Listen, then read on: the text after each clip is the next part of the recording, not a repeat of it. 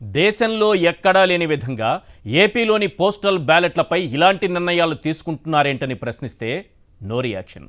ఎక్స్లో నారా లోకేష్ పోస్ట్ ఆధారంగా వైఎస్ఆర్సీపీ ఎమ్మెల్యేపై కేసులు నమోదు చేయాలని ఉత్తర్వులు ఇచ్చారేంటని ప్రశ్నిస్తే నో రియాక్షన్. రాష్ట్రంలో 11 చోట్ల ఈవీఎంలు ధ్వంసం ఘటనలు జరిగాయని మీరే చెప్పి ఒక్క పిన్నెల్లిపై మాత్రమే యాక్షన్ తీసుకుంటారేంటని ప్రశ్నిస్తే నో రియాక్షన్. దేశంలో పోలింగ్ ముగిశాక అదనపు ఓట్లు ఎలా చేరాయని విఎఫ్డి, ఏడీఆర్ లాంటి సంస్థలు ప్రశ్నిస్తే నో రియాక్షన్.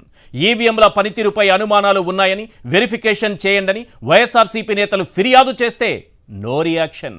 వెరిఫికేషన్ డేటు దగ్గర పడగానే ఫిర్యాదులు వాపసు తీసుకోవాలంటూ టన్నుల కొద్దీ భయంతో వెరిఫికేషన్ చేసేది లేదు, మాక్ పోలింగ్ మాత్రమే చేస్తానంటున్నారు.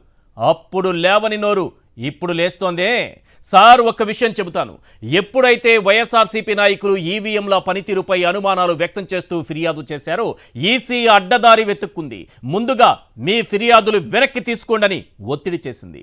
వాళ్ళు వెనక్కి తగ్గకపోవడంతో దేశంలో ఎక్కడా లేని విధంగా టెక్నికల్ స్టాండర్డ్ ఆపరేటింగ్ ప్రొసీజర్ అంటూ టీఎస్ఓపీ రూపొందించింది. సుప్రీంకోర్టు ఆదేశాలను సైతం ధిక్కరించారంటే ఈ వ్యవస్థల వెనుక ఏదో అదృశ్య శక్తి పనిచేస్తున్నట్టే.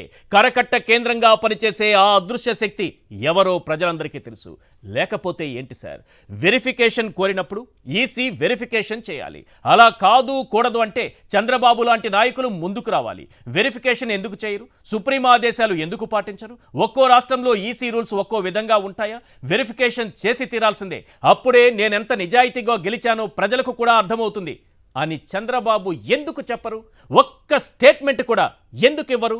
నాడు పోస్టల్ బ్యాలెట్ల నుంచి నేడు ఈవీఎంల వెరిఫికేషన్ దాకా ఎన్నో అనుమానాలు, మరెన్నో సందేహాలు.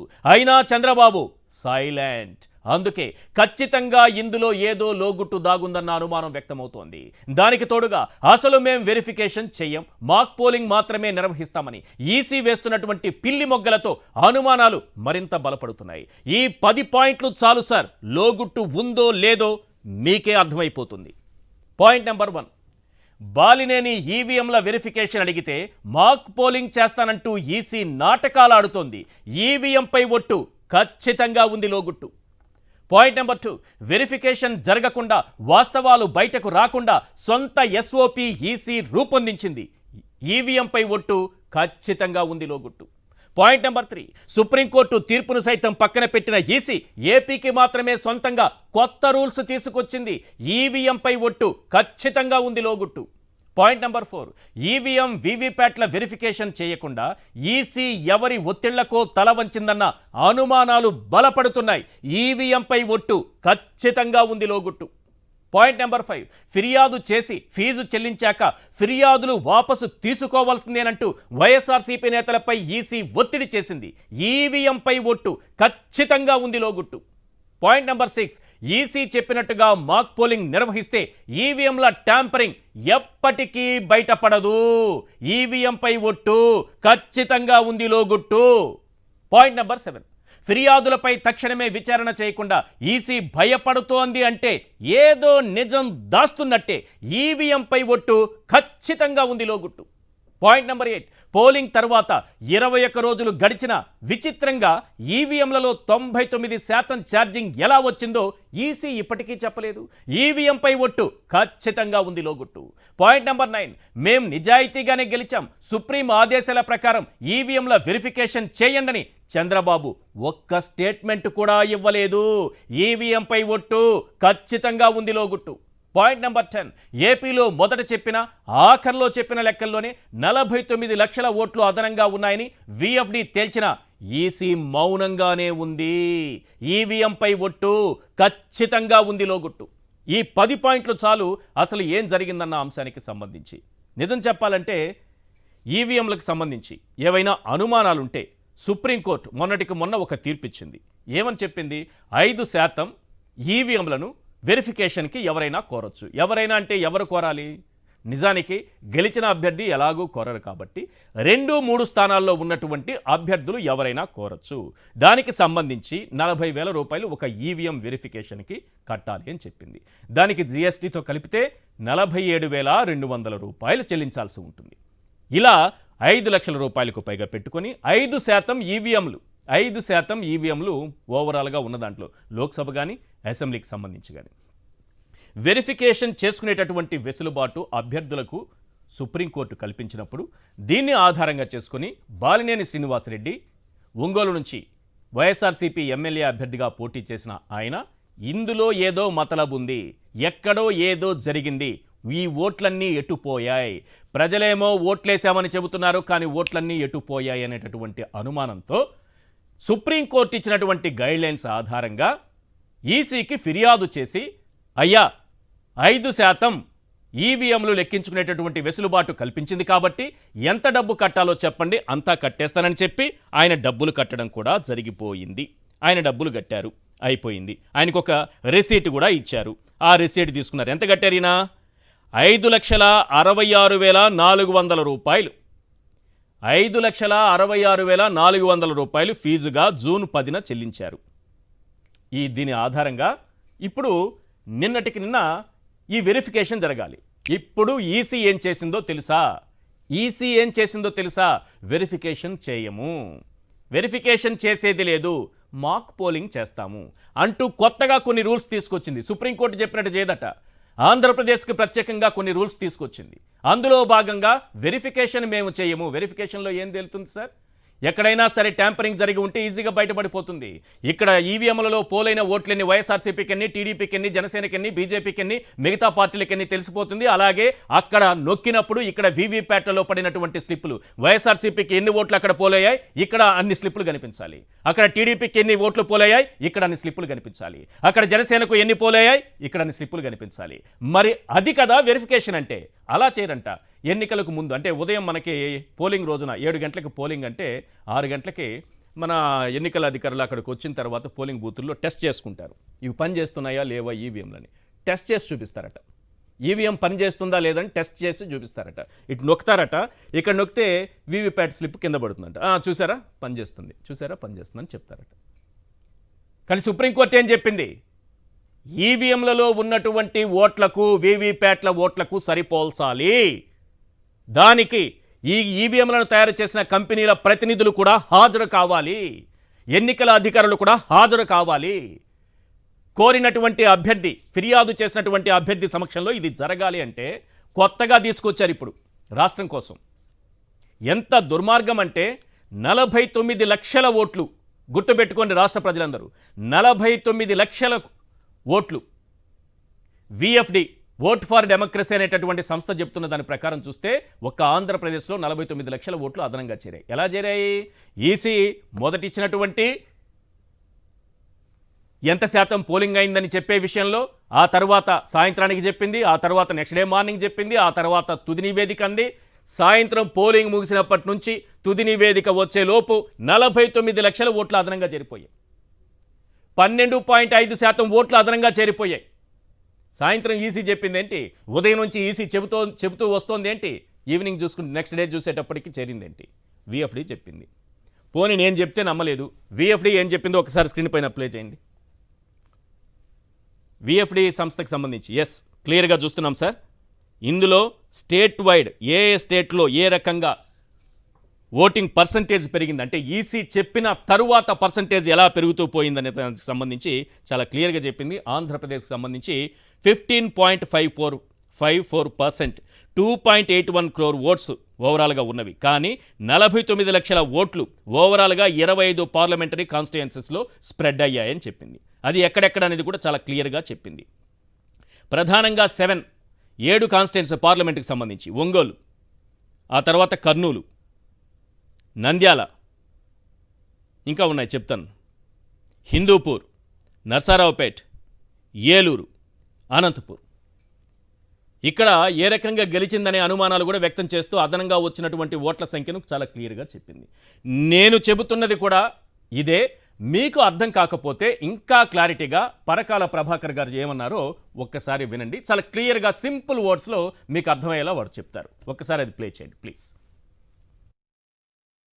There are some people who say these elections are not held very fairly. Look, at 7 o'clock you said 5 votes were polled or 5% was polled. At 8:45, 5.5% was polled. After 11 days you say 15% was polled. In Andhra Pradesh, my state, it is 12.5%. 12.5%. And those 12.5% votes, they meant about more than 1 lakh of votes per constituency.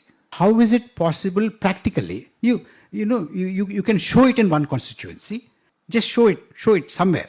79 seats have changed hands because of this kind of a fast polling. On the basis of this, some people are raising the question, is the 2024 mandate stolen? In fact, there's somebody who told me that this government is inauthentic, this government is illegitimate, this government is an imposter, this government has no right to be in power. సింపుల్గా చెప్పాలంటే ఏ అర్హత ఉంది? ఇన్ని ఓట్లు తేడా వస్తే కూటమి ప్రభుత్వం అధికారంలోకి వచ్చి రూలింగ్ చేయటానికి ఏ అర్హత ఉంది? అందుకే నేను చంద్రబాబు నాయుడు గారిని చేతులు జోడించి రిక్వెస్ట్ చేస్తున్నా, సార్ మీరు కూడా డిమాండ్ చేయండి, సుప్రీంకోర్టు ఆదేశాల ప్రకారమే ఈసీ నడుచుకోవాలి, ఈ దొంగ నాటకాలు అవసరం లేదు, మీరు వెరిఫికేషన్ చేయండి, నేను కూడా నా నిజాయితీ ప్రూవ్ చేసుకున్నట్టు అవుతుందని చంద్రబాబు నాయుడు గారు అడగాలి. వారి నిజాయితీని వారు ప్రూవ్ చేసుకోవాలి కదా. ఎందుకు అడగరు? ఎందుకు సైలెంట్గా ఉంటారు? ఇక వైఎస్ఆర్సీపీకి సంబంధించి బొబ్బిలి నుంచి చిన్న అప్పలనాయుడు వీరు ఫిర్యాదు చేశారు. అత్యంత ప్రధానమైన అంశం విజయనగరం ఎంపీ అభ్యర్థి బెల్లాన చంద్రశేఖర్ గారు. వారి అబ్జర్వేషన్ ఏంటో చాలా గొప్పగా అబ్జర్వ్ చేశారు. పోలింగ్ జరిగిన తర్వాత 21 రోజులు కౌంటింగ్ జరిగితే 21 రోజులకి ఈవీఎంలలో ఉండాల్సినటువంటి వీవీప్యాట్లలో ఉండాల్సినటువంటి ఛార్జింగ్ 64% అప్పటికి తగ్గింది. కానీ కౌంటింగ్ రోజు వచ్చేటప్పటికి ఛార్జింగ్ పెరిగిపోయింది సార్, 99% వెళ్ళిపోయింది. ఎవరు ఛార్జింగ్ పెట్టారు? స్ట్రాంగ్ రూమ్లోకి ఎవరు వెళ్ళారు? ఈవీఎంలు ఎవరు టచ్ చేశారు? ఛార్జింగ్ ఎవరు పెట్టారు? మన మొబైల్లో ఒక్కసారి డౌన్ అయిన తర్వాత దానికి అదే పెరుగుతుందా? కానీ స్ట్రాంగ్ రూముల్లో ఉన్నటువంటి ఈవీఎంలలో ఒక్కసారిగా ఛార్జింగ్ 99%కి వెళ్ళిపోయింది. ఆల్మోస్ట్ తన 7 కాన్స్టిట్యుయెన్సీస్ ఏమున్నాయో అసెంబ్లీ నియోజకవర్గాలు అన్ని చోట్ల ఇది గమనించానని వారు చెప్తున్నారు. దీనిపైన కూడా ఈసీ సమాధానం చెప్పాలి కదా. పాయింట్ నెంబర్ 1, విఎఫ్డి ఏడీఆర్ సంస్థలు అనుమానాలు ఉన్నాయి, లక్షల ఓట్లు అదనంగా వచ్చి చేరాయి, ఈసీ చెబుతున్న లెక్కలకి వాటికి కుదరట్లేదు కౌంటింగ్ చేసిన వాటికి అన్నప్పుడు ఈసీ బయటకు వచ్చి సమాధానం చెప్పాల్సిన అవసరం ఉందా లేదా? పాయింట్ నెంబర్ 2, బాలినేని శ్రీనివాసరెడ్డి లాంటి వాళ్ళు వచ్చి మీరు వెరిఫికేషన్ చేయండి అని అడిగినప్పుడు వెరిఫికేషన్ చేయకుండా మాక్ పోలింగ్ పెడతారట. ఎందుకు తప్పించుకుంటుంది ఈసీ? ఎందుకు కొత్తగా కొన్ని ఎస్ఓపి అంటూ కొత్తగా స్టాండర్డ్ ఆపరేటింగ్ ప్రొసీజర్స్ అంటూ కొత్తగా ఇవెందుకు తీసుకొచ్చింది? ఏ రాష్ట్రంలో లేని విధంగా. ఒకరేనా? ఒక ఆంధ్రప్రదేశ్లో మాత్రమేనా ఇది? చాలా రాష్ట్రాల్లో ఉంది. మహారాష్ట్రలో అహ్మద్నగర్లో బీజేపీ అభ్యర్థి రాధాకృష్ణ నిఖే పాటిల్ 40 పోలింగ్ కేంద్రాల్లో తనిఖీ చేయాలని దరఖాస్తు చేసుకున్నారు. ఛత్తీస్గఢ్లో 1 లోక్సభ పరిధిలో 4 పోలింగ్ స్టేషన్లు, హర్యానాలో 2 లోక్సభ స్థానాల్లో 6 పోలింగ్ స్టేషన్లు, తమిళనాడులో 2 లోక్సభ స్థానాల్లో 20 పోలింగ్ స్టేషన్లు అభ్యర్థులు తనిఖీలు చేయాలని కోరారు. మరి వీరందరూ కోరుతున్నప్పుడు ఆయా రాష్ట్రాల్లో నిబంధనలు ఒక్క ఆంధ్రప్రదేశ్కే ఎందుకు తీసుకొచ్చింది ఈసీ? దీనికి సమాధానం కావాలి. ఇప్పుడు కోర్టు తలుపులు తట్టారు బాలినేని శ్రీనివాసరెడ్డి గారు. సుప్రీంకోర్టు గైడ్లైన్స్ పాటించాల్సిందే అని అంటున్నారు. ఈసీ మాత్రం మేము కొత్త దారి వెతుక్కున్నాము, వేరే అడ్డదారి వెతుక్కున్నాము, అసలైన దారిలో మేము వెళ్ళము అని అంటుంది. ఏంటిది? అసలు వెరిఫికేషన్ చేస్తే దొంగలందరూ బయటపడతారా? ట్యాంపరింగ్ విషయం బయటపడుతుందా? అందుకే ఈసీ భయపడుతుందా? ఇది నేను అడుగుతున్న ప్రశ్నలు కాదు, ప్రజలు అడుగుతున్నారు. ప్రజాస్వామ్య వ్యవస్థలకి సమాధానం చెప్పాల్సినటువంటి బాధ్యత ఉంది. మేము చెప్పకుండా తప్పించుకుంటాం, అంతా మాదే రాజ్యం, మా వెనక ఒక అదృశ్య శక్తి ఉంది, అది ఏం చెబితే అది మేము చేస్తాం. ఆ రోజు పోస్టల్ బ్యాలెట్ల విషయంలో అలాగే చేశాం, ఇప్పుడు ఇలాగే చేస్తాం. దేశమంతా ఒక రూల్ ఉంటుంది, ఒక ఆంధ్రప్రదేశ్లో మాత్రం మరో రూల్ ఉంటుందంటే ప్రజలు ఒప్పుకోరు. వైఎస్ఆర్సీపీకి ఓటేసినటువంటి ఓటర్లందరూ ఈరోజు నిలదీస్తున్నారు. ఎక్కడికి వెళ్ళినా ఏమైపోయాయే మా ఓట్లు? మేము వైఎస్ఆర్సీపీకి వేశాం. ఎవరిని అడిగినా వైఎస్ఆర్సీపీకి వేశామంటారు. 49 లక్షల ఓట్లు అదనంగా చేరాయని విఎఫ్డి చెప్తుంది.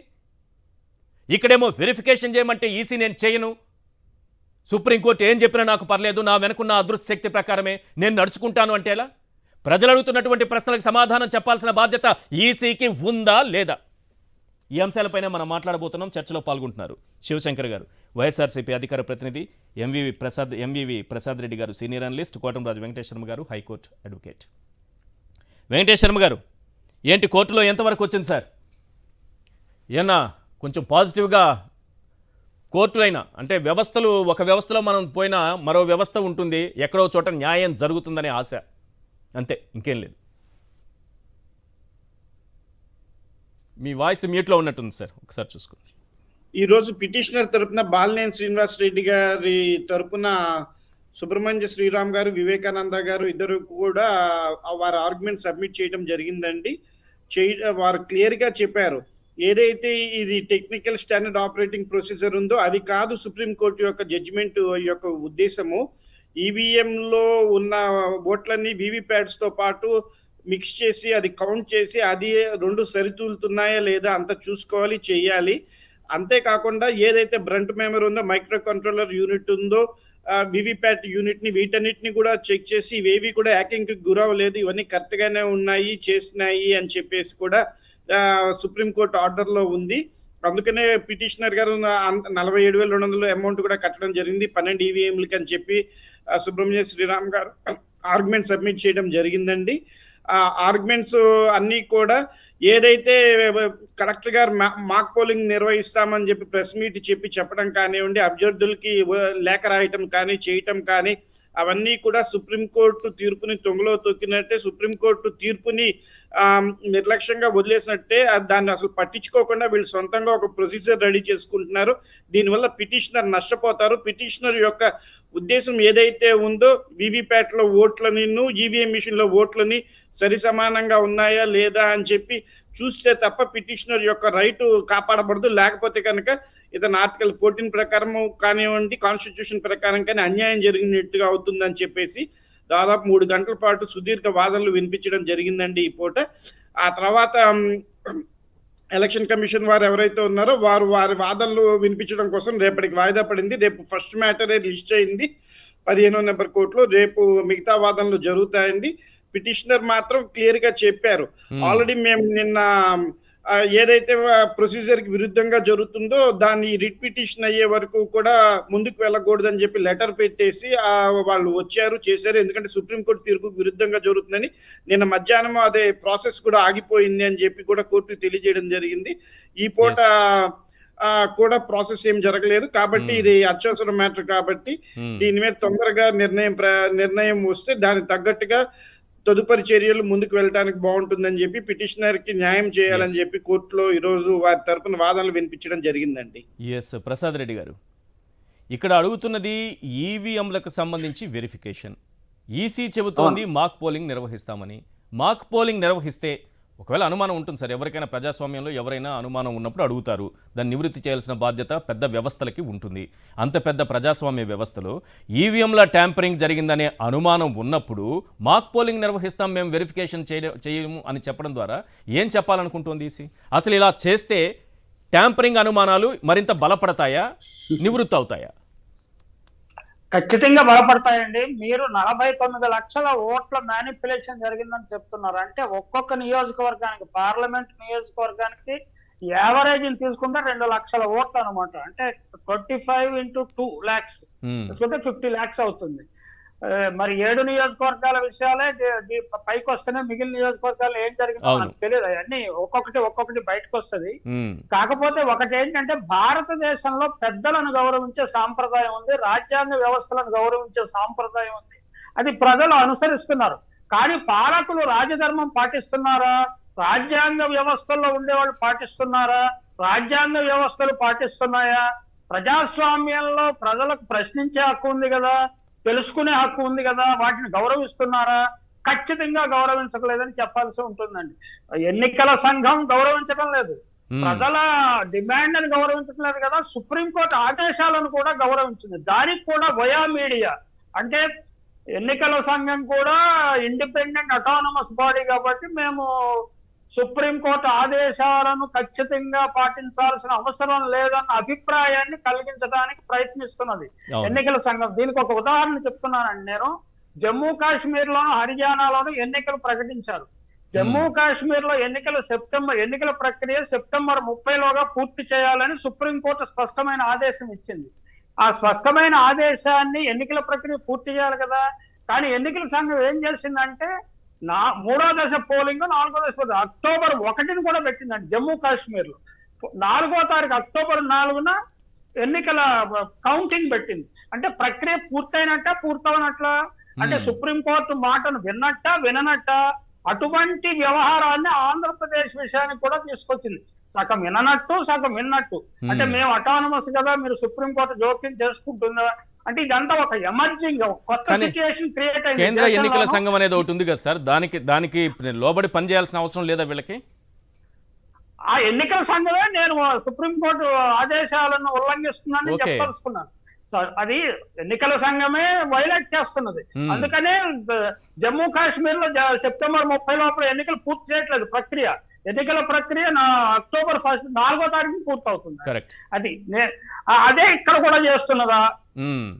మేము సగం పాటిస్తాము, సగం పాటించడం. మీరు ఏం చేయాలనుకుంటే కోర్టుకి వెళ్ళాలంటే వెళ్ళండి, మీరు ఏం చేయాలనుకుంటే అది చేయండి. ఇప్పుడు మనకేంటంటే అదృష్టవశాత్తు సుప్రీంకోర్టులో చంద్రచూడ్ వంటి ఇండిపెండెంట్ జడ్జి గారు ఉండటం వల్ల ప్రజలకు కొన్ని ఆశలు కలుగుతున్నాయి. లేకపోతే ఇప్పటికే మనకి ప్రజాస్వామ్య వ్యవస్థ మీద, న్యాయ వ్యవస్థ మీద ప్రజలకు తీవ్రమైన నిరసన వ్యక్తం చేసేవాళ్ళు. మరి ఎన్నికల సంఘమే తీర్పులను ఉల్లంఘిస్తే మరి ప్రజలకు ఏమిటి దిక్కు అనేది, అంటే ప్రజలు వీధుల్లోకి రావాల్సిన పరిస్థితి వచ్చేస్తుంది. అది ఆ పరిస్థితి రాకుండా మరి మన వ్యవస్థలు, మన అధికార యంత్రాంగము రక్షించుకోవాల్సింది. అంటే అధికార యంత్రాంగము, న్యాయ వ్యవస్థ తాము ఇండిపెండెంట్ గా ఉన్నాము, తాము ప్రజాస్వామ్య రక్షకులమని ప్రూవ్ చేసుకోవాల్సి ఉన్నది. ఇప్పుడు ఒక టెస్ట్ కేసు, ప్రజాస్వామ్యానికి మేము రక్షించడానికి ఉన్నారా లేదా న్యాయ వ్యవస్థ ప్లస్ పాలనా యంత్రాంగం. పాలనా యంత్రాంగంలో సీనియర్ అధికారులను అందరినీ బెదిరించి బ్లాక్మెయిల్ చేస్తున్నారా అని అనుమానం కూడా ప్రజలకు వస్తున్నది. ఐఏఎస్ ఐపీఎస్ లను రోజు ఆఫీస్కి వచ్చి అటెండెన్స్ చేసుకుని అక్కడే కూర్చోండి అంటే ఏమన్నది? ఖచ్చితంగా వాళ్ళని బెదిరిస్తున్నది ప్రభుత్వం అనే అనుమానం వస్తుంది. అలాగే న్యాయ వ్యవస్థ ఒక ఇండిపెండెంట్ డెసిషన్. ఇప్పుడు ఆంధ్రప్రదేశ్ హైకోర్టు మీద, జడ్జీల మీద దేశ ప్రజలందరూ చాలా జాగ్రత్తగా అబ్జర్వ్ చేస్తున్నారు. రాజకీయ పార్టీలన్నీ జాగ్రత్తగా అబ్జర్వ్ చేస్తున్నారు. ఇక్కడ ఏదైనా ఎన్నికల సంఘానికి అడ్వర్స్ తీర్పు వచ్చినా, లేకపోతే సీనియర్ పోలీస్ అధికారులు ఎవరైనా ఒక ప్రభుత్వము ఎన్నికలు సక్రమంగా జరగలేదని ఒక ప్రకటన ఇచ్చినా ఒక దేశం అంతా ఒక అగ్గి పుట్టే ప్రమాదం ఉన్నదండి. అంటే మొత్తం ఎన్నికల తతంగం అంతా సక్రమంగా జరగలేదని దేశవ్యాప్తంగా ఆందోళన చెలరేగే ప్రమాదం ఉన్నది. అందువల్ల ఆంధ్రప్రదేశ్ హైకోర్టు నేను అనుకోవడము వయా మీడియా ఏదన్నా తీర్పు ఇస్తుందేమో అని చూస్తున్నానండి. ఖచ్చితంగా దానికి నిజం తెలిసిన పూర్తిగా బాలినేని గారికి అనుకూలంగా కాకుండా వయా మీడియా ఏదైతే తీర్పు ఇచ్చి, మీరు విలియం స్మిత్ చెప్పిన మాట మీకు తెలిసే ఉంటుంది, కోర్టులు, పోలీసు యంత్రాంగము రిచ్ అండ్ పవర్ఫుల్ కాపాడటానికి, పాలనా వ్యవస్థలో ఉండేవారిని పాలకులను కాపాడటానికి ఉన్నాయి తప్ప ప్రజలను రక్షించడానికి లేవని. ఆయన కమ్యూనిస్ట్ కాదు, ఆయన ఎకానమిస్ట్. ఆయన ఏం చెప్పాడంటే ఇదే చెప్తాడు. ఇప్పుడు నిజానికి ఈ వ్యవస్థలు ప్రజలను రక్షించడానికి ఉన్నాయా, లేకపోతే పాలకులు అక్రమాలు చేసినా రక్షించడానికి ఉన్నాయా అనేది తేల్చాల్సి ఉన్నది. ప్రజలు చాలా, దేశ ప్రజలు, ఆంధ్రప్రదేశ్ ప్రజలు ఒక్కళ్లే కదండి, చాలా జాగ్రత్తగా గమనిస్తున్నారు. ఆంధ్రప్రదేశ్ లోను, ఒడిశాలోను పోలింగ్ లో అనేక అవకతవకలు జరిగిన విషయం ఇప్పుడు ప్రజలందరూ నమ్మేస్తున్నారు. అది నిజమా అబద్ధం అనేది తర్వాత విషయం. వాటిని అదుపు చేయాల్సిన సీనియర్ అధికారులు బ్లాక్ మెయిల్ చేయడానికి ప్రశ్నించే వారి మీద దమనకాండ ఆంధ్రప్రదేశ్ లో ప్రదర్శిస్తున్నారు అని ప్రజలు అనుకుంటున్నారు. ఐఏఎస్ ఐపీఎస్ అధికారులను బ్లాక్ మెయిల్ చేస్తున్నారు, అవమానిస్తున్నారు. ఇది న్యాయ వ్యవస్థకు, పోలీసు వ్యవస్థకు నిజానికి సవాలు వంటిది. ఎన్నికలు సక్రమంగా జరిగి ఉంటే అది నిరూపించుకోండి. సక్రమంగా జరిగి ఉంటే మీరు చెప్తున్నారు కదా, నిరూపించుకోండి. ప్రజల అనుమానాలు అబద్ధమని, ఓన్లీ అపోహలను మాత్రం తెలుసండి. మనందరము తప్పకుండా తల వంచుకుని మన రాజ్యాంగ వ్యవస్థలను, పెద్దలను గౌరవించే మన లక్షణాన్ని మళ్ళీ ప్రదర్శిస్తాము. లేకపోతే ప్రశ్నించాల్సిన అవసరం వస్తున్నది. సామాన్య ప్రజలు కూడా వీధుల్లోకి వచ్చే పరిస్థితిని కల్పిస్తున్నారు. రోజు రోజుకి ప్రజల్లో ఉద్రిక్తతలు, అనుమానాలు రేకెత్తుతున్నాయి. ఒక్క తీర్పు, ఒక అధికార సాక్ష్యం ఆంధ్రప్రదేశ్ లో కాకుండా దేశం అంతటా అగ్గి పుట్టించే ప్రమాదం ఉన్నది. అందువల్ల హైకోర్టు చాలా జాగ్రత్తగా వ్యవహరించాలి. ఎందుకంటే తాము ఇండిపెండెంట్ గా వ్యవహరిస్తున్నామని ప్రజలను నమ్మింపజేయాలండి. అది నేను కోరేది. కరెక్ట్, మీరు అన్న పాయింట్ కరెక్ట్. ఎందుకంటే దేశవ్యాప్తంగా 79 పార్లమెంటు నియోజకవర్గాల్లో ఈ ఓట్ల శాతం పెరగడం అనేది గెలుపోటములను ప్రభావితం చేసింది. గెలుపోటములు కాదు, గెలుపును ప్రభావితం చేసింది. ఒక పార్టీ ఓడిపోయే పరిస్థితి వచ్చింది, ఒక పార్టీ గెలిచే పరిస్థితి వచ్చింది అన్నట్టుగా ఏడీఆర్ కానీ లేకపోతే విఎఫ్డి అనే సంస్థలు కానీ వాళ్ళు ఇచ్చినటువంటి రిపోర్ట్ ఆధారంగా తెలుస్తుంది. ఇంతకుముందు మీరు ఒక పాయింట్ చెప్పారు ఒడిశా గురించి. 78 స్థానాల్లోనూ 54 స్థానాల్లో ఎక్కడైతే ఓట్లు పెరిగే 54 స్థానాల్లో ఎన్డీఏ కూటమిలో వారు నెగ్గారని కూడా పరకాల ప్రభాకర్ గారు చెప్పారు. క్లియర్ గా చెప్పారు వారు. ఇక నవీన్ పట్నాయక్ సంబంధించి ఒడిశాలో 55 ఎమ్మెల్యే సీట్లు గెలిస్తే ఒక్క ఎంపీ సీటు గెలవలేదు సార్. ఒక్క ఎంపీ సీటు కూడా ఆ పార్టీ గెలవలేదంటే అనుమానాలు ఉన్నాయి. ఇంకా మన ఏపీ విషయానికి వస్తే తిరుపతిలో తీసుకుంటే తిరుపతి పార్లమెంటు స్థానంలో వైఎస్ఆర్సీపీ విజయం సాధించింది. కానీ 7 అసెంబ్లీ సెగ్మెంట్లలోనూ 7 అసెంబ్లీ స్థానాల్లోనూ ఓడిపోయింది. అంటే దాదాపు 1,20,000 మంది క్రాస్ ఓటింగ్ చేస్తే గానీ ఆయన గెలవరు. ఆయనకు వచ్చిన మెజారిటీ చూస్తే ఈ 7 అసెంబ్లీ నియోజకవర్గాల ప్రజలు 1,20,000 మంది క్రాస్ ఓటింగ్ చేయాలి. అందరూ టీడీపీకి, బీజేపీ, జనసేనకి ఇక్కడ వేయాలి. 1,20,000 మంది ఓటర్లు మళ్ళీ ఇటు వచ్చి తిరుపతిలో పార్లమెంటు స్థానానికి గురుమూర్తికి వేయాలి. అంటే అసెంబ్లీ స్థాయిలో ఏం జరిగిందనేటటువంటి అనుమానాలు ఉన్నాయి. వీటన్నిటికీ నివృత్తి కల్పించాల్సిన బాధ్యత వ్యవస్థకు ఉంది, ఎన్నికల సంఘానికి ఉంది. మరి ఎన్నికల సంఘం ఎందుకు ఈ రకంగా వ్యవహరిస్తోందో, కోర్టుకెళ్ళి మరి వాదించి మేము ఇలా చెయ్యం, వెరిఫికేషన్ చేయమని ఎందుకంటోందో ప్రజలకు ఈ అనుమానాలు మరింత బలపడేలా చేస్తోంది. సార్ శివశంకర్ గారు, ఒక ఇంట్లో ఒక దొంగతనం జరిగింది. ఆ సమయంలో పనివాడు మాత్రమే ఉన్నారు. అందుకే యజమానికి డౌట్ వచ్చింది. పని చేసేవాడు మాత్రమే ఉన్నాడు కాబట్టి ఇతనే దొంగతనం చేసే అవకాశం ఉంది కాబట్టి పోలీసులకు ఫిర్యాదు చేశాడు. ఫిర్యాదు చేస్తే పోలీసులు ఏం చేయాలి? అతన్ని తీసుకెళ్ళి విచారించాలి. అలా కాకుండా పోలీసులు వచ్చి ఇతను చాలా మంచివాడు, 10th క్లాస్ వరకు చదువుకున్నాడు, పని బాగా చేస్తాడు, ఇతన్ని విచారించం మేము, కావాలంటే మీ ఇంట్లో పని ఎలా చేస్తాడో ఒకసారి చూడండి, మీరు ఉదయం నుంచి సాయంత్రం వరకు బాగా పని చేస్తాడు, వచ్చి చూడండి అంటే యజమానికి తెలియదా ఇంట్లో ఏం పని చేస్తున్నాడని? ఇప్పుడు ఈసీ చేస్తోంది కూడా ఇదే, మాక్ పోలింగ్ నిర్వహిస్తాం చూడండి అంటాడు. అయ్యా దొంగతనం జరిగింది అంటే ఇక్కడ అనుమానం ఏంటి? దొంగ పోలీసు ఒకటైపోయారని. ఆ కేసులో మరి ఈ కేసులో కూడా అదే జరిగి ఉండకూడదని మనం ఎందుకు అనుకోకూడదు? అదే జరిగి ఉండొచ్చు కదా. ఏం చెప్తారు? ఎందుకు ఈసీ భయపడుతోంది వెరిఫికేషన్ అనగానే?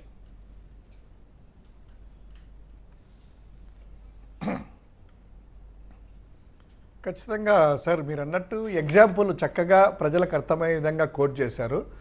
ఒక్కసారి ఈ యొక్క ఏం జరిగింది ఏంటి అనేటువంటిది మీరు ఇంట్రడక్షన్లో చెప్పారు. మరోసారి ప్రజలకి నార్మల్గా ఏంటంటే దీనికి ఎన్నికల కమిషన్ అనేటువంటిది డే 1 నుంచి కూడాను ప్రజల్లో కానీ రాజకీయ పార్టీల్లో కానీ అనేక అనుమానాలు రేకెత్తాయి.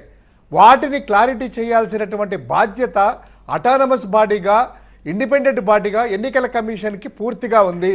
పారదర్శకంగా స్వేచ్ఛగా ఎన్నికలు జరిపించేందుకే ఈ యొక్క భారత రాజ్యాంగము, ఈ యొక్క ప్రజలు సమిష్టి భాగంగా ఏర్పడినటువంటి వ్యవస్థే ఎన్నికల కమిషను. ఈ ఎన్నికల కమిషన్ సార్ మొదటి నుంచి చూసుకున్నట్లయితే ఎన్నికలు జరగక ముందు నుంచే అనేక అనుమానాలు, ఎన్నికలు అయిన తర్వాత అనేక అనుమానాలు. ఆంధ్రప్రదేశ్లో ఎస్పెషల్గా ఎన్నికల కమిషన్ చేసినటువంటి వికృత చేష్టలు పూర్తిగా ప్రజాస్వామ్యాన్ని కూని చేసే విధంగా ఉన్నాయి. ఎందుకంటే ఆఫీసర్ల దగ్గర నుంచి మార్చడం దగ్గర నుంచి ఆ ముందు రోజు కూడాను మాజీ ముఖ్యమంత్రి గారు, అప్పటి ముఖ్యమంత్రి జగన్మోహన్ రెడ్డి గారు క్లియర్గా బహిరంగ సభల్లో చెప్పారు. ఈ యొక్క ధోరణి చూస్తూ ఉంటే ప్రజాస్వామ్యబద్ధంగా ఎన్నికలు జరిగే విధంగా లేవు అని పదే మీటింగుల్లో చెప్తా వచ్చారు. అక్షరాల అదే ధోరణి ప్రదర్శించింది ఎన్నికల కమిషను. ఈవెన్ ఎన్నికలు అయిపోయిన తర్వాత కూడా కౌంటింగ్కు ముందు 2 రోజులు కూడా ఎటువంటి డ్రామాలు చూశారు. ముందు పోస్టల్ బ్యాలెట్ ఎంచాలంటారు, తర్వాత ఎన్నికల్లో ఈవీఎంలు ఎంచాలంటారు. అంటే రాష్ట్రమంతా, దేశమంతా ఒక విధమైతే ఆంధ్రప్రదేశ్ ఒక విధంగా ఈ యొక్క వాళ్ళ యొక్క చేష్టలు ఆ విధంగా ఉన్నాయి. తర్వాత సార్ ఇక్కడ ఎలక్ట్రానిక్ మిషన్స్ అనేటువంటివి 2 కంపెనీలు మ్యానుఫ్యాక్చర్ చేస్తున్నాయి. BEL, Bharat electronics limited, and ECIL. కానీ ఈ BEL సంబంధించిన వాటిలో ఈరోజు ఆదోనికి సంబంధించినట్టు ఎమ్మెల్యేగా ఎన్నికైనటువంటి పార్థసారథి, బీజేపీ సంబంధించిన వ్యక్తి ఈ యొక్క BELలో డైరెక్టర్గా ఉన్నాడు. అది ఒకటి మనం అబ్జర్వ్ చేయాల్సినటువంటి పాయింట్. రెండవది, ఎన్నికలు అయిన తర్వాత కానీ అంతకు ముందు కానీ చూసినట్లయితే ఈ ఎలక్షన్ సంబంధించింది అనేకమైనటువంటి సంస్థలు క్షుణ్ణంగా పరిశీలించేసేసి, అబ్జర్వ్ చేసేసి ఏంటి అనేటువంటి అబ్జర్వేషన్ చెప్తా ఉంటుంది. వాటి ఎన్నికల కమిషను టీఎన్ శేషన్ ఉన్నప్పుడు క్లియర్గా పాటించే వాళ్ళు, పారదర్శకంగా ఉండేది. తర్వాత విడిఎఫ్ అనేటువంటి సంస్థ, తర్వాత ఏడిఆర్ అనేటువంటి సంస్థ, తర్వాత సాక్షాత్తు ప్రజెంట్ దాదాపు నెంబర్ 2 ఆర్ నెంబర్ 3లో ఉన్నటువంటి నిర్మలా సీతారామన్ గారు, ఆర్థిక శాఖ మంత్రివర్యుల యొక్క భర్త గారే పరకాల ప్రభాకర్ గారు క్లియర్ కట్గా ఏం జరిగింది, 12.5% వరకు ఓట్లు ఎక్సెస్గా వచ్చాయి.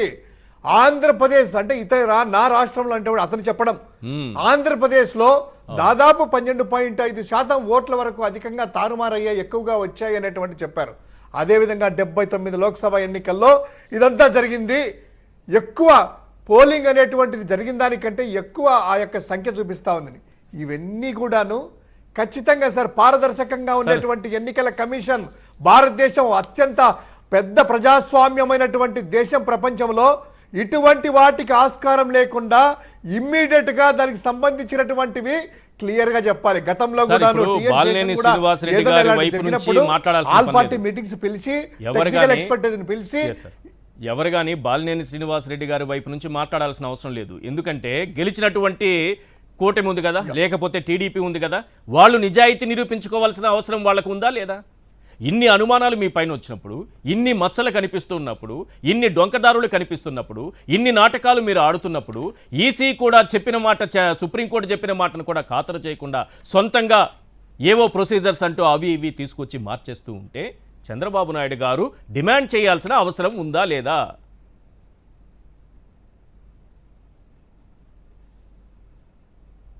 ఖచ్చితంగా మీరు అన్నట్టు పూర్తిగా నైతిక బాధ్యత అనేటువంటిది ఈ కూటమి ప్రభుత్వానికి ఉంది. వాళ్ళు కూటమి ప్రభుత్వానికి నైతికత అనేటువంటి మాట కూడా మనం వాడాల్సిన అవసరం లేదు. ఎందుకంటే ఈవీఎంల ద్వారానే గెలిచారు అనేటువంటిది అనేకమైన అనుమానాలు ప్రజలందరికీ ఉన్నాయి. మీరన్నట్టు ఏ గ్రామానికి వెళ్ళినా కూడాను మనసా కర్మన వాచా వాళ్ళందరూ చెప్పేది ఏంటంటే, అయ్యా ఏమయ్యాయ్యా మా ఓట్లన్నీ కూడాను, మేము ఫ్యాన్ గుర్తుకేసాము, జగన్ గారికి వేసామనేటువంటిది ముక్త కంఠముతో ఈరోజు కాదు, ఎన్నికల రిజల్ట్స్ వచ్చిన జూన్ 4వ తారీఖు 11 గంటల నుంచే వాపోయినటువంటి గ్రామీణ ప్రజానికాన్ని, వాళ్ళ గుండె చప్పుడుని అర్థం చేసుకుని ఎన్నికల కమిషన్ చేయాలి. అదేవిధంగా ఇంకోటి అనుమానాలు సార్, ఇప్పుడు క్లియర్గా ఈరోజు జరిగినటువంటి పరిణామాలు చూద్దాము. నార్మల్గా ఎన్నికల కౌంటింగ్ అయిపోయిన తర్వాత 4 నుంచి 5 పని దినాల్లో 4 to 5 వర్కింగ్ డేస్ లోపల ఫామ్ 20 అనేటువంటిది అప్లోడ్ చేయాలి. ఫామ్ 20 అనేటువంటిది ఏంటంటే ఆ యొక్క పోలింగ్ బూత్ సంబంధించింది, ఎన్ని ఓట్లు పోలయ్యాయి, ఏ రాజకీయ పార్టీకి ఎన్ని ఓట్లు వచ్చాయి, నోటాకి ఎన్ని ఓట్లు వచ్చాయి అనేటువంటిది ఆ ఫామ్ 20లో మ్యాండేటరీగా వెబ్సైట్లో, ఎలక్షన్ కమిషన్ వెబ్సైట్లో అప్లోడ్ చేయాలి. కానీ దాదాపు 70 రోజులు దాటినా కూడాను ఇంతవరకు ఎందుకు ఎన్నికల కమిషన్ ఆ ఫామ్ 20ని అప్లోడ్ చేయలేదో ఎన్నికల కమిషన్ ఖచ్చితంగా సమాధానం భారత ప్రజాస్వామ్య దేశానికి మనందరికీ చెప్పాలి. రెండవది, ఇది ఎంత కదా సార్, రీవెరిఫికేషన్కి అప్లై చేయమని సుప్రీంకోర్టు గైడ్ లైన్స్ ఇస్తే రీవెరిఫికేషన్ చేయకుండా మాక్ పోలింగ్కి ఎందుకు అనుమతిస్తున్నారు? ఎందుకు మీరు ముందుకు వచ్చారు? ఆ మోక్ పోలింగ్ ముందు రోజు కూడాను ఎన్ని సినిమాలు జరిగాయో మనందరికీ తెలుసు. మీరు కూడా ఛానల్లో చూపించారు, పత్రికల్లో చూపించారు.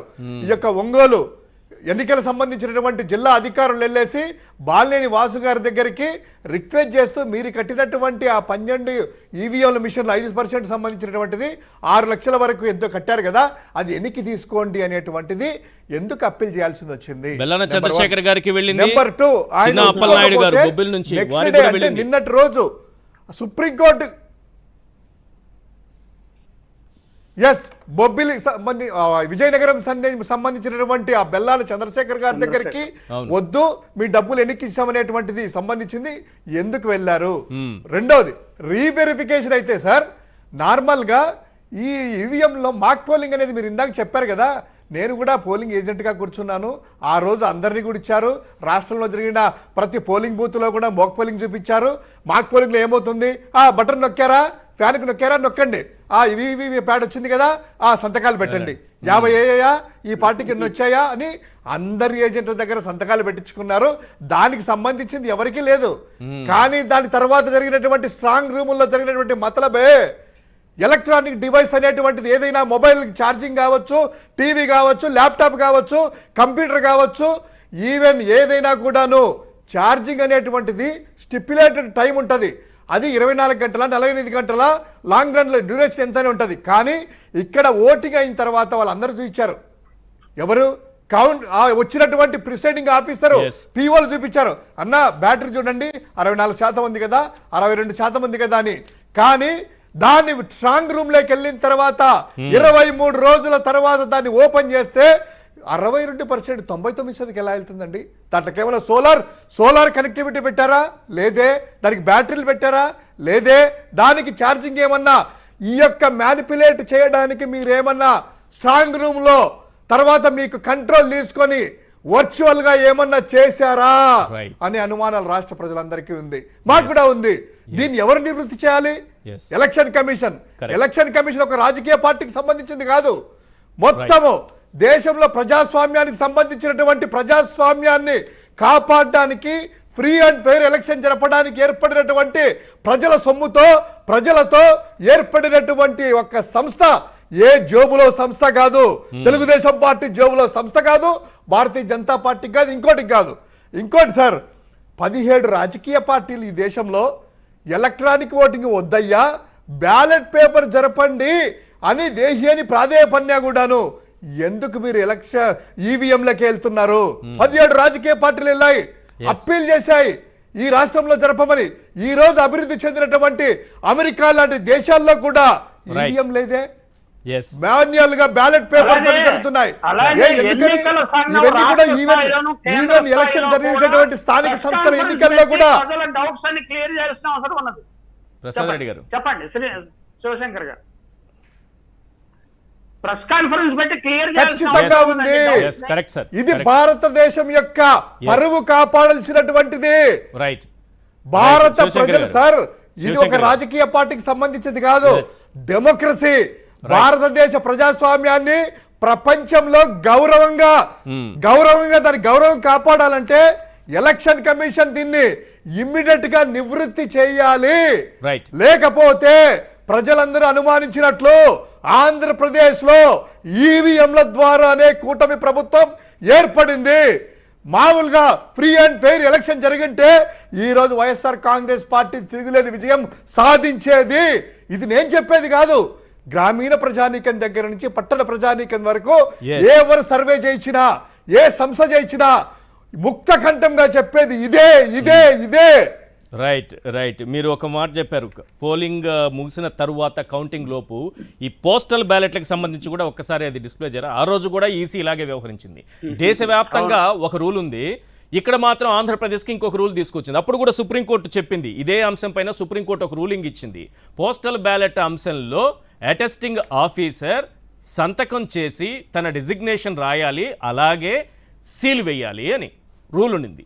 ఒకవేళ సీలు వేయకపోయినా ఆయన సొంత దస్తూరి అంటారు కదా, హ్యాండ్ రైటింగ్తో ఆయన తన పేరు రాయాలి, డిజిగ్నేషన్ రాయాలంటే అవి లేకపోయినా పర్లేదన్నట్టు ఉత్తర్వులు ఇచ్చారు. అవి లేకపోయినా పర్లేదంట. ఒక్క ఆంధ్రప్రదేశ్కే, దేశమంతా కాదు, ఒక్క ఆంధ్రప్రదేశ్లో మాత్రమే పోస్టల్ బ్యాలెట్ వేసేటటువంటి వాళ్ళు, ఉపయోగించుకునే వాళ్ళు ఎవరైనా ఉంటే వాళ్ళకే అటెస్టేట్ చేసేటటువంటి ఆఫీసర్ సంతకం పెట్టాల్సిన పనిలే, అక్కడ సీలు వేయాల్సిన పని లేదు, ఏమి అవసరం లేదు. అక్కడ ఓటు ఉంటే చాలట, తర్వాత వాళ్ళు కావాలంటే వెరిఫికేషన్ చేసుకుంటారంట. అవునా కాదా అనేది సార్ సొంతంగా రాయాలి, చేతి హ్యాండ్ రైటింగ్తో రాయాలి, మన సొంత చేత్తో మన హ్యాండ్ రైటింగ్తో అక్కడ సిగ్నేచర్ ఉండాలి, మన డెసిగ్నేషన్ కూడా రాయాలి. సీలు వేయకపోయినా పర్లేదని చెప్తే అసలు ఏమీ అవసరం లేదు, ఓటు ఉంటే చాలని చెప్పేశారు. అవి ఆ ఉత్తర్వులు. ఇప్పుడేమో వెరిఫికేషన్ చేయండి అయ్యా స్వామి అంటే లేదు మాక్ పోలింగ్ నిర్వహిస్తాము. ఓటు పడుతుందా లేదా, ఈవీఎంలో ఇటు నొక్కిన వైఎస్ఆర్సీపీ నొక్కావా, అక్కడ స్లిప్ వచ్చింది వైఎస్ఆర్సీపీ అని, టీడీపీ అని నొక్కావా, టీడీపీ అని, ఇది చేస్తారట మాక్ పోలింగ్. అక్కడ ఈవీఎంలో పోలైన ఓట్లన్నీ ఒక్కొక్క పార్టీకి, ఇక్కడ వచ్చినటువంటి స్లిప్లన్నీ కౌంట్ చేయండి ఇప్పుడు అంటే ఎందుకు భయపడుతున్నారో అర్థం కాలేదు. రైట్, ఒక చిన్న బ్రేక్ తీసుకుందాం. బ్రేక్ తర్వాత ఆ రోజు కూడా పోస్టల్ బ్యాలెట్ల విషయంలో రాష్ట్రానికో రూల్ అన్నట్టుగా ఈసీ వ్యవహరించింది. అలాగే 99% ఎక్కడా దేశంలో ఎక్కడా లేని విధంగా ఈవీఎంలలో 99% ఛార్జింగ్ పెరిగింది. ఒక్క ఆంధ్రప్రదేశ్లో మాత్రమే. ఇది ఎలా సాధ్యమైంది? ఛార్జింగ్ పెట్టింది ఎవరు? దానికి అదే పెట్టుకుందా? ఛార్జింగ్ ఎవరన్నా పెట్టారా? అసలు ఏం జరిగిందనేది మాట్లాడదాం చిన్న బ్రేక్ తర్వాత.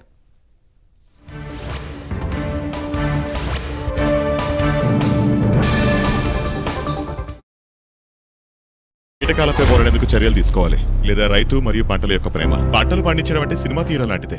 ఒకే ఒక్క తేడా ఉంది, వ్యవసాయంలో సినిమాలాగా రీటేక్లు ఉండవు. వచ్చేసింది ట్రాక్టర్ బ్రాండ్ యొక్క హెర్క్యూలిస్. మొదటి నుండే రసం పీల్చే పురుగుల ఆటను కట్టించడానికి. అందమైన రూపం, అద్భుతమైన చర్మ సౌందర్యం. మై ఫేర్ సోప్ మరియు ఫేస్ వాష్. ఫ్యామిలీ ఖర్చులకని రోహిత్ చదువుకు వేసిన ఎఫ్డీని బ్రేక్ చేశాం. అలానే తన డాక్టర్ కళని కూడా.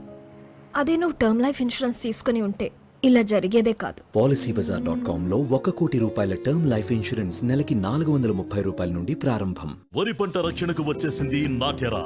వరి నాటిన 15 రోజుల నుండి 35 రోజుల లోపు నాటెరా వాడండి. కాండం తొలుచు పురుగు, ఆకు చుట్టు పురుగుల నుండి పంటను రక్షించుకోండి. బలమైన వేరు వ్యవస్థ, బలిష్టమైన దుబ్బులతో నాణ్యమైన పంట కోసం నాట్కో వారి నాటెరా వాడండి.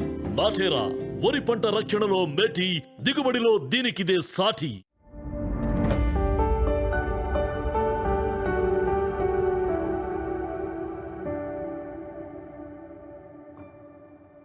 ఇది మీ పాత నగ,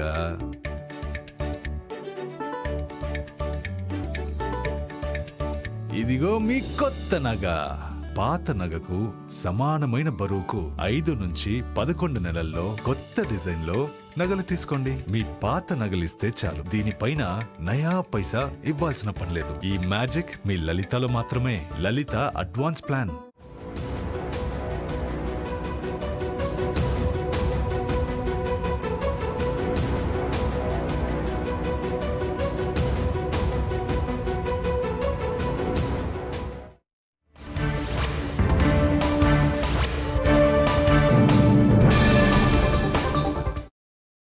శర్మ గారు, ఈసీ రూల్స్ అనేది రాష్ట్రానికి ఒక రీతిలో ఉంటుందా? ఇప్పుడు సుప్రీంకోర్టు గైడ్ లైన్స్కి విరుద్ధంగా ఇక్కడ ఒక ఎస్ఓపి రూపొందించారు. ఆ రోజు కూడా పోస్టల్ బ్యాలెట్ల విషయంలో సుప్రీంకోర్టు ఇచ్చినటువంటి తీర్పుకు విరుద్ధంగానే ఒక నిర్ణయం తీసుకున్నారు. ఎలా ఉన్నా పర్లేదు, కోడి కిలికినట్టు ఎవరైనా ఇట్లా కిలికి సంతకం చేసినా అది చెల్లుతుంది అని. ఆ రోజు ఏంటిది? ఈసీ రూల్స్ దేశం అంతా ఒకటే ఉంటుందా, రాష్ట్రానికి ఒక రీతిలో ఉంటుందా? ఎలక్షన్ అధికారులు ఎవరైతే గెలవాలనుకుంటున్నారో వాళ్ళకి అనుకూలంగా ఉంటుందండి. ప్రజల కోసం అది పెట్టిన రూల్స్ కావవి. గెలిచే వాళ్ళ కోసం పెట్టుకున్న రూల్స్ అవి, వాళ్ళు పెట్టుకున్న రూల్స్ అవి. కాబట్టి వాళ్ళు ఏ విధంగా కావాలంటే ఆ విధంగా రూల్స్ మార్చుకుంటారు. ఏ స్లిప్లు వస్తాయి, మనం ఎగ్జామ్స్ రాసేటప్పుడు స్లిప్లు, చీటీలు తీసుకెళ్తాం. అట్లాగా ఎలక్షన్ కమిషనర్ అధికారులు ఎప్పుడు ఏం చేయాలి అనేది స్లిప్లు వెళ్తూ ఉంటాయండి. అందుకే పురంధేశ్వరి గారు ఎవరెవరినైతే మార్చమన్నారో ఐపీఎస్లు వాళ్ళందరినీ మార్చడం కానీ చేయటం కానీ మనం గమనించవచ్చు. అట్లానే వాళ్ళు ఎప్పుడైతే మాకు ఇది కావాలని చెప్పి వెళ్తుందో, చీటీ వెళ్తుందో పార్టీల దగ్గర నుంచి ఆ చీటీని వెంటనే అమలుపరిచే బాధ్యత వీళ్ళు తీసుకుంటారనమాట. ఆ విధంగానే ఎన్నికల నియమావళి గంటకి రోజుకి ఆ ఎలక్షన్స్ అప్పుడు మారుతూ వచ్చినాయి.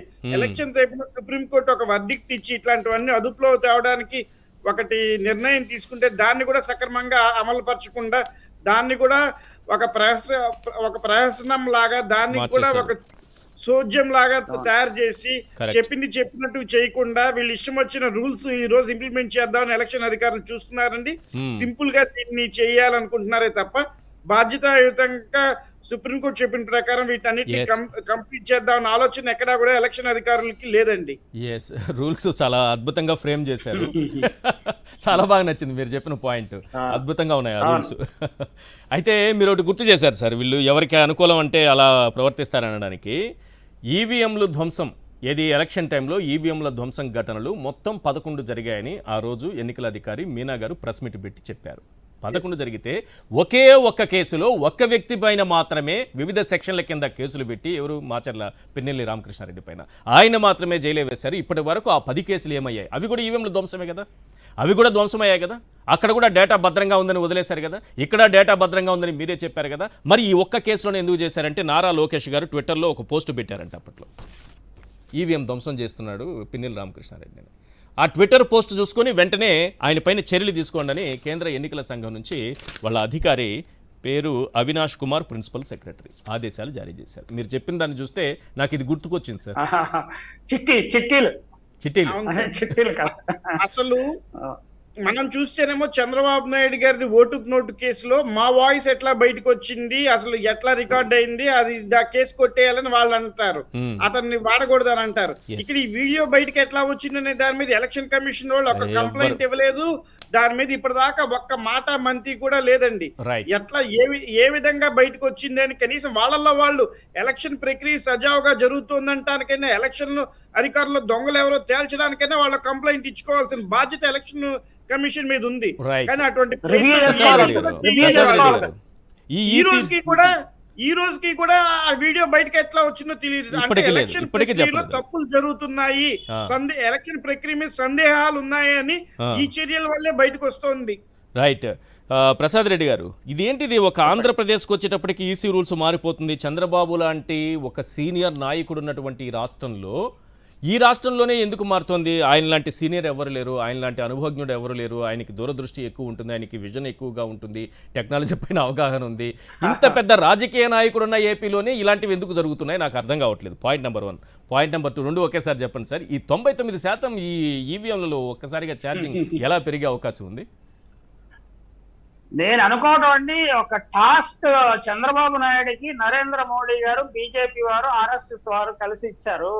ఈ ఆంధ్రప్రదేశ్ లోను, ఒరిస్సాలోను ఇది ఈసారి తతంగం చక్రంగా నడిపించు, తర్వాత దీన్ని మహారాష్ట్ర, హర్యానా, ఛత్తీస్గఢ్, జార్ఖండ్ కూడా విస్తరిద్దాము, తర్వాత దేశవ్యాప్తంగా విస్తరిద్దాము, ఎన్నికల తతంగాన్ని ఒక ప్రహసనంగా మార్చేద్దాము అనే ఒక టాస్క్ ఆయనకు అప్పగించారు. ఆ టాస్క్ ఆంధ్రప్రదేశ్ లో చాలా వరకు విజయవంతంగా నిర్వహించినట్టుగా కనిపిస్తుంది. అందుకోసం అన్ని వ్యవస్థలని, న్యాయ వ్యవస్థని, ఎగ్జిక్యూటివ్ చూడండి, ఐఏఎస్ ఐపీఎస్ అధికారులకి ఏదో స్కూల్ పిల్లల్లాగా ఈ గదిలో కూర్చొని సాయంత్రం దాకా మీరు మాట్లాడకుండా కూర్చోండి అన్నట్టుగా పెట్టడం, ఇవన్నీ చూస్తుంటే దీని అంత పెద్ద తతంగమే ఉన్నదండి. ఖచ్చితంగా ఇదేదో చంద్రబాబు నాయుడు గారు ఒక్కడో చేసిందని కాదు, దీని వెనక ఒక బ్యాక్గ్రౌండ్, ఒక పెద్ద స్థాయి, ఢిల్లీ స్థాయిలో కుట్ర ఉన్నదని నేను నమ్ముతున్నాను. మీకు ఎన్నికల ముందు ఢిల్లీ నుంచి పరిశీలకుడు వచ్చిన పోలీసు ఉన్నతాధికారి పరిశీలకుడుగా వచ్చి ఏ అధికారిని ఎక్కడ అపాయింట్ చేయాలి, ఏ అధికారిని అపాయింట్ చేస్తారు అంతా సెటప్ చేసి వెళ్ళిపోయాడు. తర్వాత ఈ వ్యవహారం అంతా నడిచింది. అసలు ఆంధ్రప్రదేశ్ ఎన్నికల సంఘం ప్రధానాధికారులు దాదాపు 20 మందిని చూశాను నేను. ఇప్పుడు ఇంత డంబ్ ఎన్నికల అధికారి, మీనా గారు అంత డంబ్ ఎన్నికల అధికారిని ఇప్పుడు వరకు చూడలేదు. అంటే ఆయన మౌనంగా ఉన్నాడంటే ఏదో ఒక గిల్ట్ ఫీలింగ్ ఏదైనా ఉంది ఆయనకి. ఆయన ఏం చెప్పినా మీరు దాన్ని రకరకాల ఇంటర్ప్రిటేషన్ వస్తే తప్పు చెప్తానేమో, దొరికిపోతానేమో అన్న భయం ఉన్నదా? మొత్తం మీద అంత మౌనంగా ఉండాల్సిన అవసరం ఉంది. ఎన్నికల సంఘం, మనకు జాతీయ స్థాయిలో కూడా ఎన్నికల సంఘం అధికారులు ఎవరు కూడా ఎన్ని విమర్శలు వచ్చినప్పుడు దానికి స్పందించకుండా ఉండటం మనం ఎప్పుడు చూడలేదు. ఇది కొత్త ఒక పరిణామం, ఇది విచిత్రమైన పరిణామం. అలాగే ఛార్జింగ్ విషయంలో వాళ్ళు అంటే ఈవీఎంలను అంటే వాటికి నెట్ కనెక్షన్ అది ఉండదు కాబట్టి మనం ట్యాంపరింగ్ చేయడం సాధ్యం కాదు, కానీ వాటి సివిపిలు అంటారు కదా, వాటిని తీసేసి వేరే పెట్టడం సాధ్యమేనని టెక్నికల్ ఇది టులిప్ ఎండి, మాజీ ఎండి గారు చాలా స్పష్టంగా చెప్పారు. ఫస్ట్ టైం ఆయనే ఈ టెక్నికల్ గా ఇది సాధ్యమే అనే విషయం చెప్పిన ఆయనే. అది మీరు అందరూ చూసే ఉంటారు. ఖచ్చితంగా అలాంటిది ఏదో జరిగిందని ప్రజలు అనుమానిస్తున్నారు. ఇది ప్రజలకు అనుమానాలకు అతీతంగా చేయాలంటే ఖచ్చితంగా జాతీయ స్థాయిలో ఎన్నికల సంఘం ప్రధానాధికారి, ఆంధ్రప్రదేశ్ ఎన్నికల సంఘం ప్రధానాధికారి డైరెక్ట్ గా వచ్చి ప్రజల ముందు నిలబడి చెప్పకపోయినా పత్రికా సమావేశం ఏర్పాటు చేసి వారు అడిగిన ప్రశ్నలకు సమాధానం చెప్పి అనుమానాలను నివృత్తి చేయాల్సిన అవసరం ఉన్నది. రైట్. మీరు చెప్పినట్టుగా వ్యవస్థల్ని అంటే ఐఏఎస్ని, ఐపీఎస్లని ఏ రకంగా గుప్పెట్లో పెట్టుకోవాలని చూస్తున్నారు, వారి గుప్పెట్లోకి రాకపోతే ఒత్తిడి చేసి వారిని ఏ రకంగా అవమానిస్తున్నారు పోస్టింగ్లు ఇవ్వకుండా. అంటే 10 మంది ఐఏఎస్లు, 23 మంది ఐపీఎస్లకు 2 నెలలుగా పోస్టింగ్లు లేకపోగా, ఇది ఒక్కసారి చూపించండి, ఒక్కసారి ఇది చూపించాలి. 16 మంది ఐపీఎస్లు రోజు ఉదయం నుంచి సాయంత్రం వరకు డీజీపీ కార్యాలయంలోని వెయిటింగ్ హాల్లో ఉండాలి. ఉదయం 10 గంటలకు, సాయంత్రం 5 గంటలకు రిజిస్టర్లో సంతకం చేసి వెళ్ళాలి సార్. ఈ దేశ చరిత్రలో ఏ రాష్ట్రంలోనూ లేని విధంగా ఐపీఎస్లని అవమానిస్తున్నటువంటి తీరు. పైన ఇచ్చినటువంటి మెమో చూపించండి, ఇది కాదు పైన ఈ మెమో చూపించండి. ఇది ఒక మెమో రిలీజ్ చేసి అవమానిస్తున్నారు. ఎవరిపైన ఒత్తిడి తెస్తున్నారు, ఏ రకమైన ఒత్తిడి చేస్తున్నారు, ఒక్కొక్కరిని ఏ రకంగా అవమానిస్తున్నారు. పైగా వీళ్ళంతా వైకాపాకు సేవలు చేశారని ఒక ముద్ర. రోజు ఆ ఇంతకంటే దౌర్భాగ్యం ఉంటుందా? ఆంధ్రప్రదేశ్ సీఎం జవహర్ రెడ్డి గారు ఏదో ల్యాండ్ డీల్ లో వైజాగ్ లో ఇది చేశారు, అది చేశారు, ఆయన కూడా బ్లాక్ మెయిల్ చేశారని నేను ఆరోపిస్తున్నాను, నేను నమ్ముతున్నాను. కాకపోతే అది అబద్ధాన్ని తర్వాత సబ్సిక్వెంట్ గా చేశారు. ఈ ఐఏఎస్ అధికారులు, ఐపీఎస్ అధికారులు మేము ఎట్లా ఆడించగలం, చాలా జాగ్రత్తగా ఉండండి. వీళ్ళు ఎవరికైతే పోస్టింగ్లు ఎవరో మా ఎన్నికల మా మ్యానిపులేషన్ ఏదైనా బయటికి తీసుకొచ్చారంటే మీ పని కూడా ఎట్లానే చేస్తామని బెదిరించడానికి ఐఏఎస్ ఐపీఎస్ బెదిరిస్తున్నామని నేను అనుకుంటున్నాను. కరెక్ట్. ఎవరైతే వీళ్ళు పోస్టింగ్ ఇవ్వరో, ఎవరినైతే ట్రాన్స్ఫర్లు చేస్తారో వాళ్ళందరూ వైకాపా వ్యక్తులట, వైకాపాకి సేవ చేశారట. ఏది ఎల్లో మీడియాలో రాస్తున్నారు. మీకు కాస్తైనా బుద్ధి జ్ఞానం ఉందా? అంటే చంద్రబాబుకు పనిచేసే వాళ్ళందరూ టీడీపీకి పనిచేసినట్ట? బుద్ధి జ్ఞానం ఉండి రాసే రాతలేనవి రోజు ఇవే. వైకాపాకు సేవ చేసిన వాళ్ళకందరికీ శిక్ష అంట. ఇది ఈ 16 మందికి శిక్ష అట. వైకాపాకు సేవ చేశారట. అంటే ఇప్పుడు చంద్రబాబు నాయుడు సేవలో తరిస్తున్నారా మిగతా అధికారులు, ఐఏఎస్లు, ఐపీఎస్లు? రాయడానికైనా సరే జర్నలిజంలో విలువలు లేకుండా ఇష్టం వచ్చినట్టు రాసి పడేస్తున్నారు. ఎస్, మీరు చెప్పండి సార్. ఈ అధికారులపైన ఒత్తిడి, ప్రసాద్ రెడ్డి గారు చెప్తున్నారు, ఖచ్చితంగా ఎలక్షన్ కమిషన్లో పనిచేసినటువంటి అధికారులపైన కూడా ఒత్తిడి ఉండే అవకాశం ఉంది. ఎందుకంటే 16 మంది ఐపీఎస్ని రోజు వచ్చి డీజీపీ కార్యాలయానికి వచ్చి వెయిటింగ్ హాల్లో కూర్చొని సంతకం పెట్టి వెళ్ళండి అని చెప్పి వేధింపులకు గురి చేస్తున్నారు, దేశంలో ఎక్కడ లేని విధంగా. అంటే కింది స్థాయి సిబ్బంది భయపెట్టడానికి ఇలా చేస్తున్నారని నేను అనుకుంటున్నాను. కరెక్ట్. ఎస్ ప్లీజ్ శివశంకర్ గారు.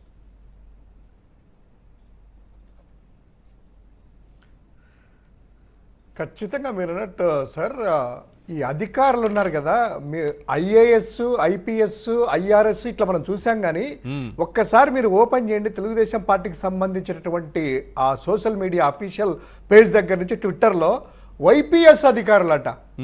అంటే వైపీఎస్, ఐపీఎస్ కాకుండా వైఎస్ఆర్ కాంగ్రెస్ పార్టీ అధికారులు అంట. ఎవరిని వాళ్ళ పేర్లు కూడా పెట్టి ఆ పేర్లు రాస్తూ ఈ యొక్క పేర్లు మీరు ఒక్కసారి వాళ్ళది ఓపెన్ చేసి అదే పిఎస్ఆర్ ఆంజనేయులు అంట, వైపీఎస్ అంట, డీజీపీ అంట, సునీల్ కుమార్ వైపీఎస్ అంట, సంజయ్ అంట, కాంతిలాల్ టాటా అంట, అన్బురాజన్ అంట, వాళ్ళు చెప్తున్నా రవిశంకర్ రెడ్డి అంట, పాలరాజ్ అట, కృష్ణకాంత్ పాటిల్ అట, జాషువా గారట, తర్వాత విశాల్ గాంధీ అట, పరమేశ్వర్ రెడ్డి అట, విజయరావు గారు, కె రఘువీరారెడ్డి గారు, వైపీఎస్ అధికారులన్నీ పోస్టర్లు వేసేసి వీళ్ళను ఐపీఎస్ మీ దగ్గర ఐ తీసేసి వైపీఎస్ అని పెడుతున్నారు. ఏం చెప్పబోతున్నారు సమాజానికి? వాళ్ళలో కూడా మిగతా వాళ్ళంతా టీడీపీ అధికారుల, వాళ్ళ టీడీపీకి ఎవరైనా నీ జమానాలో వేసుకుంటున్నావా? నీ కింద గులాం చేసే అధికారులు అనుకుంటున్నావా? ఏం సమాధానం చెప్తున్నారు సమాజానికి? వాళ్ళు ఇండియన్ అడ్మినిస్ట్రేషన్ సర్వీస్ సంబంధించినటువంటి వాళ్ళు అయితే వీళ్ళు వైకాపాకి వీళ్ళంతా ఏంటండి? ఏం చెప్తారు? చంద్రబాబు నాయుడు గారు సీనియర్ అంటున్నారు కదా, ఈ విధంగా అధికారులని మీరు భయమైన లొంగ తీసుకొని ఖచ్చితంగా నిన్నండి ఒక దళితాధికారిని పట్టుకొని దాని మైకి సంబంధించింది ఏదో ఉందంటే మర్యాద ఇస్తున్నా, నీకు మర్యాద పోతుంది. నెల్లూరులో మర్యాద మానము వాళ్ళని అధికారులను ఈ విధంగా బెదిరిస్తాడు. 95 అధికారులను చూస్తారు అంటే సస్పెండ్ చేస్తానా, కొడతారనా? మీరు అధికారులు ఎలా పనిచేయించుకోవాలి? ఈరోజు అధికారులు మొత్తం అంతా కూడా ఒక భయోందోళనగా పనిచేస్తూ ఉన్నారు. ఏ పోలీస్ ఆఫీసర్ కూడాను ట్రాఫిక్ లో కూడాను నెంబర్ ప్లేట్లు లేకుండా పలాని ఎమ్మెల్యే గారి తాలూకా, పలాని ముఖ్యమంత్రి గారి తాలూకా, పలాని మంత్రి గారి తాలూకా అంటే వాళ్ళని ఆపే ధైర్యం కూడా, రూల్స్ వైలేట్ చేసినా కూడా ఆపే ధైర్యం వాళ్ళకి పాపం అధికారులు కోల్పోతున్నారు. ఎందుకంటే ఎక్కడ తిరగబడతారో, ఎక్కడ బెదిరిస్తారో, వీళ్ళు వైసీపీ అధికారులు వీళ్ళని ముద్రేయండిరా, వీళ్ళు నాన్ ఫోకల్ వేయండి, వీళ్ళు సస్పెండ్ చేయండి, వీళ్ళకి నోటీసులు ఇవ్వాలండి అనేటువంటి ఒక విచిత్రమైనటువంటి ప్రొసీజర్స్, ఒక సంప్రదాయాన్ని ఈ యొక్క ఆంధ్రప్రదేశ్లో చెప్పుకుంటుంటాడు కదా 4వసారి ముఖ్యమంత్రి అని ఆయన ఇది చేస్తున్నారు. ఇంకొక ఆయన డీసీఎం గారు, డిప్యూటీ చీఫ్ మినిస్టర్ అంట. ఇవన్నీ కూడా ఏమీ కనపరాకుండా ఆయన ఆ మిడిమిడి జ్ఞానంతో అంటారా లేకపోతే వాంటెడ్గా అంటారో, సాక్షాత్తు స్వాతంత్ర దినోత్సవ వేడుకల్లో ఒక మంత్రి హోదాలో ప్రసంగిస్తూ శాంతి భద్రత గురించి మాట్లాడుతూ సుగాలి ప్రీతి 2017లో జరిగింది, మచ్చుమర్రి 2024 మొన్న జరిగింది. ఈ 2 ఘటనలు తీసుకొని గత ప్రభుత్వము వైఎస్ఆర్సీపీ ప్రభుత్వం చేసిందంట. ఆయనకి ఎవరు అధికారులు స్క్రిప్ట్ ఇచ్చారో, ఏం చేస్తున్నారో, ఏం మాట్లాడుతున్నారో, ఏమి జరిగినా చెడంతా కూడాను వైఎస్ఆర్సీపీకి. ఏ అధికారి న్యాయంగా గెలిపించిన దౌర్భాగ్యం అని అట్లెందుకు అనుకోవాలి సార్? కానీ మన సబ్జెక్టే ఈవీఎం లో వాళ్ళే గెలిపించుకున్నారు అదే కదా. సార్. నేను గెలిపించింది ఎన్నికల ప్రజలని నేను కమిషన్ అనలే కదా. నివృత్తి చేయకపోతే వాళ్ళు ప్రజలు గెలిపించుకున్నట్టే ఓటర్లనే కదా. ప్రజలని కానీ EVM లో ఓటర్లని కానీ manipulation నా నోట్లో కదా నుంచి ఈ రోజు రాలే. ఇంత గెలిపించినా issue జరిగేది. ఎవరైనా గెలిపించవచ్చు, ప్రజలు గెలిపించవచ్చు, ఓటర్లు గెలిపించవచ్చు. మీరు ఇంకొక పదం ఈవీఎం పెట్టుకోవచ్చు, మ్యానిపులేషన్ అని పెట్టుకోవచ్చు, ఏదైనా పెట్టుకోవచ్చు మీరు అక్కడ. నేనే నిజంగా. ముద్ర వేసి చెప్పట్లే. ఇందాక కరెక్ట్ అదే ఇందాక మన ప్రసాద్ గారు పెద్దలు సీనియర్ జర్నలిస్ట్ చెప్తూ క్లియర్గా చెప్పారు. మీనా గారు కూడాను ఇన్ని సంఘటనలు జరిగినా Yes. మేము మొత్తుకొని నోరు నెత్తుకొని అయ్యా ఇది అని ఎవిడెన్స్ చెప్పినా కూడా ఒక్క కానిస్టేబుల్ని కానీ సిఐని కూడాను మాచర్ల లాంటి దగ్గర ఏజెంట్లు కూడా ముందు రోజు లేచి బెదిరిస్తా ఉన్నా, అయ్యా మాకు బెదిరింపులు వస్తున్నాయి కాస్త చూసుకోండి అంటే గనక ఏదో అంటారు చూడు, గాంధీ గారి సిద్ధాంతం ప్రకారము ఆయన మంచి వినకూడదు, మంచి చూడకూడదు, మంచి మాట్లాడకూడదు అని ఆయన చెడును మంచి చేసుకొని ఉన్నారు. ఈ రోజు ఫోకల్ పోస్ట్ ఇచ్చారేమో. Right thank you sir. చూద్దాం ఈ రేపు హైకోర్టులో ఉంది. హైకోర్టు ఏం తెలుస్తుందో చూద్దాం. ఎందుకంటే వ్యవస్థల పైన కొంతమంది కొన్ని అనుమానాలు ఉండొచ్చు, కానీ ఎక్కడో ఒక చోట ప్రజాస్వామ్యం అనేది విజయం సాధిస్తుంది. ప్రసాద్ రెడ్డి గారు, పరీక్ష రేపు చాలా కీలకమే. Correct. Yes, thank you sir చర్చలో పాల్గొన్నందుకు. ప్రసాద్ రెడ్డి గారు, శివశంకర్ రెడ్డి గారు, అలాగే శర్మ గారు, thank you so much sir. ఇది వాళ్ళ చర్చా కార్యక్రమం. చూస్తూనే ఉండండి సాక్షి టీవీ.